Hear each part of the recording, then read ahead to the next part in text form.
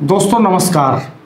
कल बेटियां चैंपियन बनी, वर्ल्ड कप झटक लिया, पूरी दुनिया को क्रिकेट के मैदान में हरा दिया। और सिर्फ क्रिकेट के मैदान में नहीं, बेटियां आजकल हर फील्ड में बेहतर कर रही हैं। लेकिन कल जिस वक्त पूरा देश खुशियां मना रहा था बेटियों के क्रिकेट चैंपियन बनने की, तब मेरठ के दोराला में एक एमएससी केमिस्ट्री बीएड बिटिया की बारात लेकर नहीं आए दहेज लोभी। तब ये वो मौका था जब मंडप सजा था, भोजन लगा हुआ था और बारात के स्वागत की तैयारियां हो रही थी। अचानक दूल्हे पक्ष ने 20 लाख रुपए दहेज की मांग कर दी। बात नहीं बनी और अंततः वो बारात लेकर के नहीं आए। हम चलते हैं दोराला, बात करेंगे इस बिटिया के परिवार वालों से, उसके पिता से, भाई से, परिजनों से, आखिर क्या हुआ। आइए चलते हैं। इस वक्त मैं दोराला में हूं और बिटिया के परिवार के लोग इस वक्त यहां पर बैठे हैं। हम उन्हीं से बात करते हैं कि क्या मसला था। आप बिटिया के पिता हैं, क्या हुआ था थोड़ा ये बताइएगा। ये हमारी जानकारी में आया है कि फरवरी में शादी फिक्स हुई, फरवरी में तय हुआ था और फिर 2 नवंबर को शादी होनी थी। तो आप थोड़ा बताइए कि किस तरह क्या हुआ, क्यों बारात नहीं आई। ये मैं महेश कुमार शर्मा दोराला कस्बे का वार्ड नंबर 14 का निवासी हूँ और मेरी बेटी का रिश्ता अछरोड़ा गांव परतापुर में तय हुआ था गोपाल शर्मा के पुत्र अभिषेक शर्मा से, जो कि उत्तर प्रदेश पुलिस में एक कांस्टेबल पद पर तैनात है, जो कासगंज जिले में तैनात है। 2 फरवरी को मैंने रुपए की रस्म अदा की लड़के की। मेरा 2 लाख रुपए का खर्चा आया। मेरे रिश्तेदार उपस्थित हुए उसमें और मेरे परिवार के लोग थे। उसके बाद रिश्ता 2 नवंबर का तय हुआ। 2 नवंबर 2025 को 1 नवंबर को हम मेरे परिवार के मेरे रिश्तेदार वहाँ पर अविका होटल में, जो कि रिठानी में स्थित है, वहाँ पर गए और लगन सगाई की रस्म अदा की, जिसमें 10 लाख रुपए की मेरी चीज़ थी और जो है कम से कम 5 लाख रुपए का मेरा जो है फर्नीचर, इलेक्ट्रॉनिक सामान और वगैरह वगैरह चीज़ थी। मेरा कम से कम 25 लाख रुपए का खर्च हो चुका है और 7 लाख का मैंने गोद में चेक दिया था। उनको मैं रस्म की अदायगी करके अपने परिवार सहित, अपने रिश्तेदार सहित अपने जो है घर आ गए। घर आने के बाद जो है अगले दिन 2 नवंबर को बारात आनी थी। मंडप सजा हुआ था। सब गांव समाज के जो व्यक्ति थे वे आ रहे थे। बारात की स्वागत की तैयारी चल रही थी।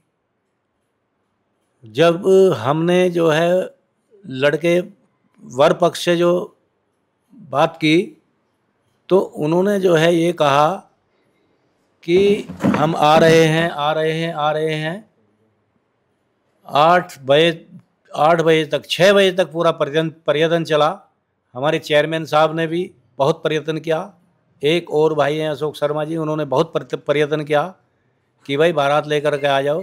तो वे कहते रहे 6 बजे तक आ जाएंगे, लेकिन 6 बजे के बाद उन्होंने कहा कि मेरा लड़का नहीं आएगा। लड़के ने कहा मैं नहीं आऊँगा, क्योंकि 7 लाख रुपए मुझे बहुत कम है। 20 लाख रुपए में तो मेरी नौकरी लगी है, मुझे 20 लाख रुपए चाहिए। उन्होंने 20 लाख की मांग की। 20 लाख की मांग करने के बाद वे नहीं आए, तो बारात लेकर के नहीं आए। तब समाज के लोग एकत्रित हुए, जो रिश्तेदार थे वे एकत्रित हुए। होने के बाद क्या करा जाए, बहुत प्रयत्न किया, बहुत हाथ पांव जोड़े, बहुत उनके जो है खुशामंद की, लेकिन वे बारात लेकर के नहीं आए। केवल लालच, 20 लाख के लालच में, उनको मुझे 20 लाख मिलेंगे तो मैं आऊँगा, लड़का कहने लगा। लड़के का पिताजी भी कहने लगा मैं नहीं आऊँगा बारात लेकर के। ऐसा सुनने में आया है कि आपने जो 7 लाख का चेक दिया था वो शायद बिटिया के नाम से दिया था, और वो चाहते थे कि वो लड़के के नाम से दिया जाए। ये हमने जो चेक दिया था जी, वो हमारी बिटिया का नाम था चेक में, लेकिन उसके बाद जो है उन्हें, हमें बाद में हमारे रिश्तेदार से एक से उन्होंने बताया कि भाई वो तो हमारे जो है बेटे के नाम नहीं किया चेक, अपनी बिटिया के नाम चेक किया उन्होंने। तो उनके मन में तो दहेज का लालच बहुत गहराई से घुसा हुआ था। हम उनकी बात को परख नहीं पाए। वे कहते रहे 1 रुपये का रिश्ता, 1 रुपये का रिश्ता, 1 रुपये का रिश्ता, लेकिन उनके अंदर जो लालच घुसा हुआ था बाप बेटे के और उनकी माँ के, लड़के की माँ के, उसको हम समझ नहीं पाए और हम अनभिज्ञ रह गए। तब ऐसी कहानी बनी कि 20 लाख मांग करके, मेरी ऐसी हैसियत थी जो मैं तुरंत 20 लाख रुपए दे देता और मैं अपनी बिटिया की शादी कर देता। कल ये सारी बातें फोन पे हो रही थी उनसे, चूंकि या कोई लोग गए भी थे उनके गांव? फोन पे हो रही थी, सारी बातें फोन पे हो रही थी।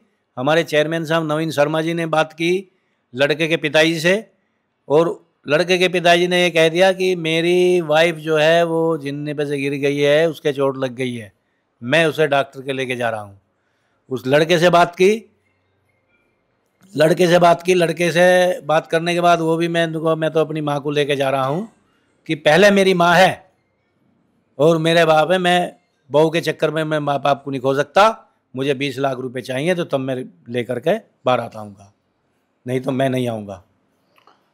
फिर समाज ने क्या तय किया? यहाँ तो पूरा समाज इकट्ठा था, आपके रिश्तेदार, मिलने जुलने वाले लोग, दोराला के लोग। समाज ने तो ये तय किया कि इसका तो एक ही तरीका है कि इसकी FIR कीजिए और FIR करने के बाद जो भी निर्णय होगा वो बाद में हो जाएगा। आपने FIR दर्ज कराई?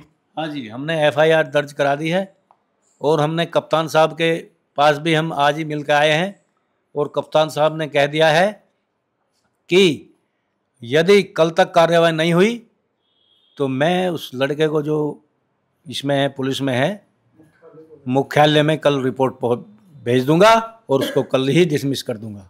आप क्या करते हैं? आपका किस चीज़ का काम है? आप किसान हैं या कोई कारोबार? मैं एक प्राइवेट टीचर हूँ जी। पढ़ाते हैं आप? हाँ जी। तो ये जो व्यवस्था आपने की, इसमें आपको रिश्तेदारों से कुछ उधार भी लेना पड़ा होगा, कुछ कर्ज भी लेना पड़ा हो शायद? मैंने लोन लिया है जी, मैंने लोन लिया 12 लाख रुपए का, कुछ उधार लिया और कोई इंटरेस्ट पे पैसे लिए। तो मैंने तो व्यवस्था पूरी उनकी जो है आवभगत की, पूरी अपने मान सम्मान के लिए गांव समाज। बारात में कितने लोग आने थे? बारात में जो लड़के के पिता ने तय किए थे वे 100 आदमी के तय किए थे। 100 आदमी के बाद उन्होंने कहा कि 150 आदमी आएंगे। 150 आदमी के बाद उनकी लड़के की माँ ने कहा कि 200 आदमी आएंगे। एक रिश्तेदार उनका कहने लगा कि 200 नहीं, आपको तो यो करना चाहिए चाहे कितने ले आओ, आपको यो कहना चाहिए चाहे कितने ले आओ आदमी, तो ये तो आ जाते हैं जी आदमी, तो कितने भी आ जाओ चाहे। लेकिन संख्या तो तय होती है ना, खाना बनवाना होता है उसी हिसाब से। संख्या 150 आदमी की तय हुई थी, संख्या जो हुई थी। आपने 150 लोगों का खाना बना रखा था, जो घराती हैं वो भी सब जमा होंगे? मैंने खाना बना रखा था 800 आदमी का जी। पूरे रिश्तेदार थे, बारात थी, गांव समाज था, सभी वहाँ पर जा रहे थे। लेकिन ये कितने बजे पता चला फाइनली कि अब बारात नहीं आएगी? ये 8 बजे पता चला जी। 8 बजे जब पर्यटन कर लिया सबने, बारात नहीं आएगी, तो तब उसके बाद जो है तब निर्णय लिया गया है FIR का। FIR कल रात ही दर्ज कराई आपने? कल रात ही दर्ज करा दी थी जी FIR। तो पुलिस ने दर्ज कर ली इजीली या कोई आनाकानी करी? नहीं, दर्ज कर ली। वहाँ तो 100 आदमी, 100-150 आदमी एकत्रित थे गांव के। आप कप्तान साहब से मिलने गए? जी सर। क्या कहा उन्होंने? सर कप्तान साहब ने कहा कि आज सुबह ही मेरी पत्नी ने बताया है, अखबार मैंने पढ़ा है कि बहुत दुखद घटना है कि एक मतलब लड़का ये पुलिस की छवि खराब कर रहा है, उत्तर प्रदेश पुलिस में होते होते मतलब ऐसी मांग कर रहा है कि मैं इतना पैसा लूँगा जब ही मैं शादी लड़की से करने आऊँगा, ये बोला है। और बोला है कप्तान साहब ने, अगर ये 24 घंटे के अंदर आता है आपसे मिलने, मतलब दोराला थाने आता है तो ठीक है, और इनके पिताजी आते हैं और इनकी माताजी आती है तो ठीक है, नहीं तो क्या कह रहे, मैं मुख्यालय बना दूंगा लखनऊ के लिए, इसकी ये डिसमिस हो जाएगा। एक ऐसे घर में जो इतने दहेज लोभी हैं कि अंतिम वक्त तक दहेज की मांग करते रहे और फिर बारात लेके नहीं आए, तो क्या आप चाहेंगे कि बिटिया अब वहाँ पे जाए? नहीं जी, हम नहीं चाहेंगे। हमारी बिटिया के साथ तो सर वो कुछ भी कर सकते हैं, आज वो ऐसी मांग कर रहे हैं, उसके बाद तो पता नहीं क्या करते सर, थाने कोर्ट कचहरी। हम तो सर प्राइवेट नौकरी करते हैं सर, हम कहाँ कर सकते हैं थाने कोर्ट कचहरी सर। तो आप क्या चाहते हैं अब कि कैसे ये मसला सुलझे? जी, हमारे बड़े हैं, समाज के लोग हैं, जैसे हमारे समाज के लोग करेंगे हम सर उनके साथ है जी। समाज के लोग भी यहाँ बैठे हैं, हम उनसे भी बात करते हैं। दोराला के सब परिवार के लोग हैं, इस परिवार के शुभचिंतक हैं। क्या कैसे आपको क्या लगता है कि क्या समाधान होना चाहिए और क्या दंड उनके ऊपर होना चाहिए? क्योंकि ये कोई मामूली बात नहीं है। एक बेटी की परवरिश जीवन भर पिता करता है, पढ़ाता है, MSc B.Ed कराया बाबूजी ने बिटिया को, और 12 लाख का लोन भी लिया, घरातियों बरातियों के खाने का इंतजाम किया, जेवरात का इंतजाम किया, सोना बहुत महंगा है इस वक्त, पूरा जी जान पूरे जीवन की पूंजी उसमें लगाई, पूरी प्रतिष्ठा लगाई उसमें, और अंतिम वक्त पे वो आए नहीं। हाँ देखो जी, ये तो बहुत गलत हुआ समाज की दृष्टि से। उन्होंने दहेज के लोभियों ने इस तरीके का कृत्य किया है, ये तो दंडात्मक कार्रवाई तो उन पे बनती है। हमने उनके खिलाफ FIR भी कराया है थाने में। क्या आपको क्या लगता है कि क्या होना चाहिए? क्या सामाजिक तौर पे कोई प्रयास चल रहे हैं सुलझाने के? सामाजिक तौर पे तो प्रयास चल रहा है, लेकिन समाज को ऐसे लोगों का बहिष्कार भी करना चाहिए जो आगे से कोई आदमी इस तरीके का कदम ना उठा पाए। और सही निर्णय तो जो है सभी लोग लेंगे, जो हमारे समाज के लोग। क्या कोई समाज की पंचायत आपने बुलाई है इसको लेके? समाज के जिम्मेदार लोगों को कहीं इकट्ठा करके उन्हें भी बुलाया जाए, कोई बात हो, कुछ इस तरह की पहल हुई है? नहीं, अभी कोई ऐसी पहल नहीं हुई है, लेकिन हम करने जा रहे हैं। अभी पहले जो है FIR की है उसको देख रहे हैं, क्या पुलिस क्या कार्रवाई करती है, उसके बाद ही कुछ निर्णय लिया जाएगा। कप्तान साहब ने क्या आश्वासन दिया कि वो क्या कार्रवाई करेंगे? एक तो इन्होंने बताया कि उसके डिसमिसल की कार्रवाई हो सकती है, कि उसकी नौकरी से बर्खास्तगी हो जाए इसी बिना पे, चूंकि ये एक आपराधिक कृत्य है एक तरह का और सामाजिक तौर पे एक बड़ा अपराध है। कप्तान साहब ने ये कहा है कि ये बहुत ही गलत हुआ है। समाज में इस तरीके की जो विकृति है वो होनी नहीं चाहिए। सभी लोगों को पहले से ही इसके बारे में सोचना चाहिए था, उन लोगों को क्या करना है या नहीं करना है। उसके बाद उन्होंने कहा कि आप 24 घंटे में देखिए, अगर कार्रवाई नहीं मानते हैं लोग, तो फिर मैं मुख्यालय को एक लेटर लिखूंगा और उसे डिसमिस करा दूँ। क्या मानने की बात है? कैसे निपटारा हो सकता है आपकी नज़र में? निपटारा तो समाज के जो गणमान्य लोग हैं जी वो बैठेंगे, सब उन्हीं के प्रयास से निपटेगा। और हम अभी तो कल की तो घटना ही है जी, आज हमें टाइम नहीं मिला क्योंकि हम पहले थाने गए, उसके बाद कप्तान साहब से मिले। कप्तान साहब ने बताया कि मेरी पत्नी ने ये बताया कि ये तो बहुत ही गलत कार्य हो गया और इसमें लड़की वालों को आपकी मदद करनी है। तो अब समाज की 1-2 दिन में बैठक बुलाएंगे, जो समाज निर्णय लेगा जी उस पर ही काम करेंगे। और ऐसे जो दहेज लोभी भेड़िए हैं ना जी समाज में, इनका बहिष्कार करेंगे।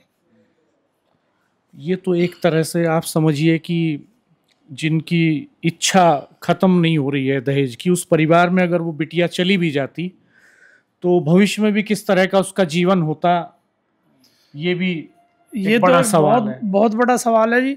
और वो हमारे से गारंटी मांग रहे हैं हमारी बेटी की जी। अगर बेटी हमारे घर आई तो क्या गारंटी लेकर आएगी? बताओ, हम क्या गारंटी देंगे जी? वो करेंगे हमारी बेटी के साथ और हम गारंटी भी हमारे से मांग रहे हैं जी उल्टी। देखो कितने बड़े लोभी हैं वे। तो ये तो भगवान का बहुत शुक्र है कि हमारी लड़की वहाँ ना जा पाई। आपको क्या लगता है, आपकी नज़र में क्या समाधान होना चाहिए? देखो जी, मेरी नज़र में सबसे पहले क्या है कि थोड़ा सा परमात्मा को भी मानना चाहिए। जो करता है वो सही करता है। ऐसे लोगों के बीच में हमारी लड़की नहीं गई, ये बहुत अच्छा हुआ। क्योंकि जाने के बाद क्या होता कैसे होता, क्योंकि लोभ कभी कम नहीं होता। ये साला कटोरा ऐसा है, ये भरता नहीं है। अभी पूरे जीवन एक माँ बाप अपनी लड़की को पूरे जीवन देता है, लेकिन उनका पेट नहीं भरता, तो वो क्या करते लड़की के साथ? ये जो परमात्मा करता है ठीक हुआ। हम लड़की को ऐसी, अगर हमें पहले पता होता तो इस जगह हम रिश्ता जोड़ते ही नहीं। तो अब इस शादी में कोई मीडिएटर भी था? ये रिश्ता कैसे शुरू हुआ, कैसे बात शुरू हुई होगी? देखो जी, मीडिएटर था एक अशोक शर्मा जी हैं अयोध्या के, वो थे मीडिएटर। लेकिन बीच में क्या हुआ, थोड़ा सा वो किनारा कर गए। क्या हुआ ये तो पता उनकी नहीं। बात भी नहीं मानी हाँ, उनकी बात भी नहीं मानी उन्होंने, और परिणाम ये देखना पड़ा कि वहाँ मतलब समाज के आसपास के लोग, चूँकि वैसे भी इनका जो टीचर हैं ये तो समाज से जुड़े हुए हैं, तो आसपास के गांव के लोग सब जुड़े हुए हैं, तो सब वहाँ भाई बधाई देने और लड़की को आशीर्वाद देने आए हुए थे। और कितना असर पड़ा होगा इनके ऊपर और कितना लड़की के ऊपर पड़ा होगा, वो तो आप भी जान सकते हैं कि कितना बुरा हाल हुआ होगा।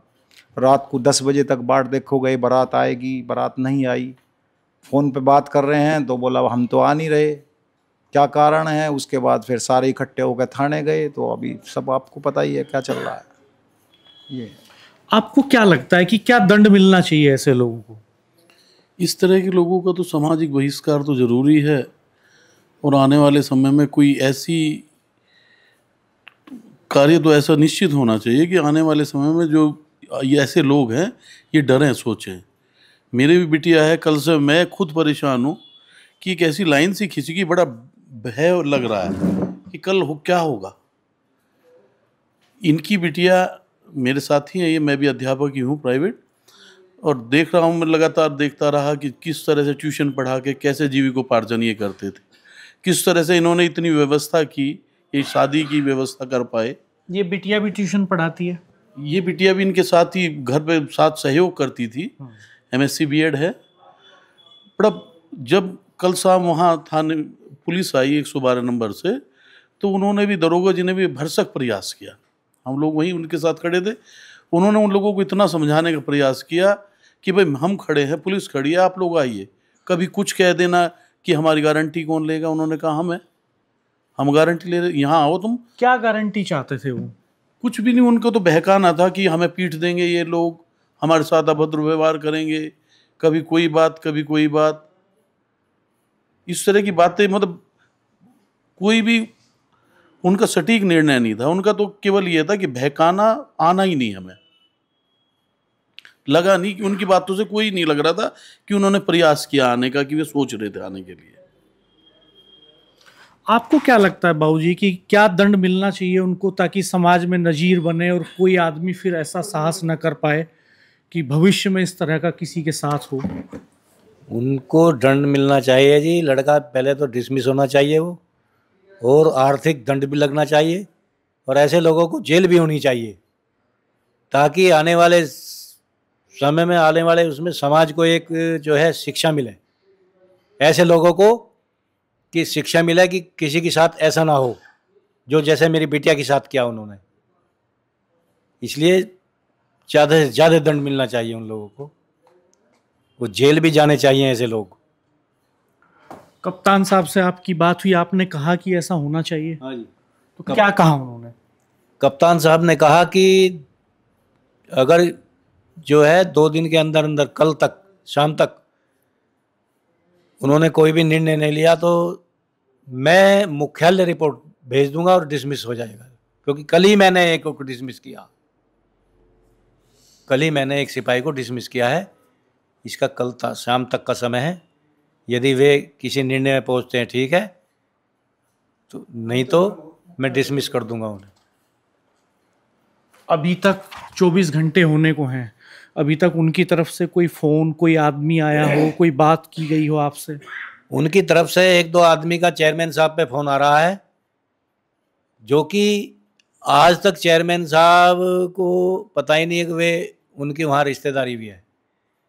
अब बिल्कुल जब ये घटना घट गई तब उन्हें रिश्तेदारी याद आ रही है, तब चेयरमैन साहब को बता रहे हैं कि मेरे मामा हैं वहाँ, मेरी वहाँ रिश्तेदारी है, अब बता रहे हैं। तो उनका प्रयास चल रहा है कि ये उनसे कह रहे हैं भाई तुम फैसला कर लो, ऐसा ना करिए। आप क्या चाहते हैं कि सामाजिक तौर पे निपटारा हो इस मसले का, या जो कानूनी प्रक्रिया के तहत हो, डिसमिसल हो, जेल की सज़ा हो, नज़ीर बने ये दूसरों के लिए कि कोई ऐसा नहीं करे? ये तो जी हमारे जो प्रयास करने वाले जिन्होंने जो है मेरा सहयोग किया है, FIR कराने में, और जो पूरा सहयोग कर रहे हैं मेरे भतीजे हैं, चेयरमैन साहब हैं, वे ही इस बात का निर्णय लेंगे कि क्या होना है क्या नहीं। यानी आपने अपनी जिम्मेदारी समाज को दे दी है कि समाज सर्वोपरि है, वो जैसा चाहे आप समाज का फैसला मानेंगे। हाँ जी, जैसा समाज फैसला लेगा ऐसा हो जाएगा। कितने बच्चे हैं आपके? मेरे 3 बच्चे हैं जी। बड़ा बेटा है, वो प्राइवेट जॉब पे है। ये बीच की मेरी बेटी है, ये मेरी साथी पढ़ाती है। और एक छोटा बेटा है जो BSc कंप्यूटर साइंस से किया है, वो पढ़ रहा है, तैयारी भी कर रहा है। 3 बच्चे हैं मेरे। MSc किस सब्जेक्ट से की है इस बेटी ने? MSc केमिस्ट्री से किया हुआ है जी, और B.Ed भी किया हुआ है। एक ऐसी बिटिया जिसने केमिस्ट्री में MSc की, B.Ed किया, अपने पिता के साथ ट्यूशन पढ़ाकर, टीचिंग करके घर में आर्थिक सहयोग में हाथ बटाती है। एक काबिल बिटिया जो भविष्य में एक बेहतर करियर की तरफ जा सकती है, उसके हाथ पीले करने का मौका आया तो पिता ने 12 लाख का लोन लेकर के पूरे जीवन भर की पूंजी खर्च करने की तैयारी की, दावत की तैयारी की। दहेज लोभियों ने 7 लाख का चेक लेने के बाद भी सवाल खड़ा कर दिया कि चेक बिटिया के नाम पर क्यों दिया है, चेक लड़के के नाम पर होना चाहिए। इस पर भी परिवार तैयार हो गया कि हम चेक बदल करके दूसरा दे देंगे, लेकिन वो बारात लेकर के नहीं आए और दहेज की ये मांग 7 लाख से 20 लाख पहुंच गई। FIR दर्ज हो चुकी है। पुलिस क्या कार्रवाई करती है ये देखने वाली बात है, और पूरे समाज की निगाहें इस पर हैं कि इस मसले में पुलिस का एक्शन कितना कठोर होता है, ताकि भविष्य में कोई दहेज लोभी इस तरह का दुस्साहस न कर सके कि वो ऐन वक्त पर किसी बिटिया की बारात लेकर जाते जाते रुक जाए। हम यहाँ दोराला में मौजूद हैं और यहाँ सारे लोगों के भीतर बहुत गुस्सा है, बहुत आक्रोश है और दुख भी है, क्योंकि एक पिता के लिए बहुत मुश्किल वक्त होता है, परिवार के लिए बहुत मुश्किल वक्त होता है। और जहाँ जहाँ भी लोगों को इस बारे में पता चल रहा है, लोग इसकी निंदा कर रहे हैं, सामाजिक तौर पर उस परिवार के बहिष्कार की बात कर रहे हैं। लेकिन पिता ने बड़ा दिल दिखाते हुए अभी भी ये कहा है कि वो समाज का फैसला उनके लिए सर्वोपरि है। समाज जो तय करेगा, जो कानूनी तौर पर तय होगा, वो उसको मानेंगे। क्योंकि वो एक शिक्षक हैं, जीवन भर मेहनत की गाढ़ी कमाई से, ट्यूशन से, टीचिंग से, प्राइवेट स्कूल में पढ़ाते हैं, परिवार को आगे बढ़ाया है। निश्चित तौर पर दहेज का ये जो दानव है, ये हमारे समाज में बहुत खतरनाक रूप ले चुका है। आज आप कमेंट बॉक्स में जरूर बताइएगा कि आपकी इस पर क्या राय है, किस तरह का दंड इस परिवार को मिलना चाहिए जिसने दहेज के लोभ में जो दहेज के लोभ में बारात लेकर के नहीं आया। और ये भी बड़ा सवाल है कि वो बिटिया उसी घर में जाने वाली थी, बिटिया के हाथ पीले होने के बाद वही उसका घर, ससुराल ही उसका घर होता है और वो पूरा जीवन वहीं काम करती है। तो इसके कोई मायने नहीं है कि चेक बेटी के नाम है या उस लड़के के नाम है जिसके साथ शादी होने जा रही है बिटिया की। सवाल बड़े हैं समाज के सामने भी और पुलिस प्रशासन के सामने भी। हम आगे भी आपको इसकी रिपोर्ट देंगे कि भविष्य में क्या फैसला होता है। आप अपना रिएक्शन जरूर दीजिएगा, हमारे चैनल को सब्सक्राइब कर दीजिएगा, बेल आइकन प्रेस कीजिएगा, नोटिफिकेशंस ऑन कर दीजिएगा। धन्यवाद, नमस्कार।